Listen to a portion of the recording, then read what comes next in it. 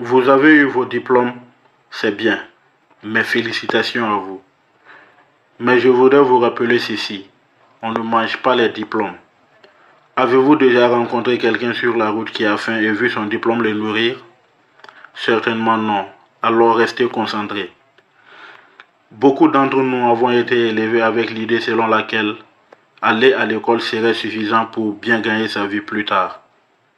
Si cela était vrai dans le temps, ce n'est plus le cas au XXIe siècle ou du moins, cela l'est de moins en moins. Allons à l'origine de l'école. La révolution industrielle, bien sûr.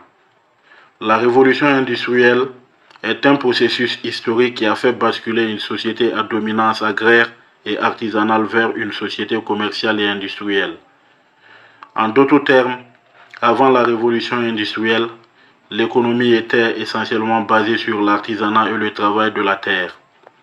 Cette révolution trouve son origine dans l'invention de la machine à vapeur et l'utilisation du charbon qui vont transformer à jamais la vie et le travail des paysans. Suite à la révolution industrielle, les travaux qui autrefois étaient réalisés par les mains des hommes vont progressivement être remplacés par des machines. Ainsi, de grandes usines de métallurgie et de tissage vont voir le jour. Sauf que pour faire fonctionner ces usines, les industriels avaient encore besoin des petites mains des ouvriers. Cette révolution ne va pas se faire sans mal car elle a entraîné une division de la société en deux classes sociales.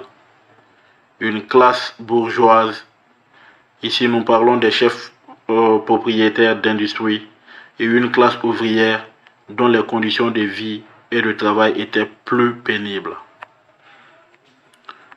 Chemin faisant, les industriels ont eu de plus en plus besoin de main-d'œuvre qualifiée pour travailler dans leurs usines afin d'augmenter leur rentabilité.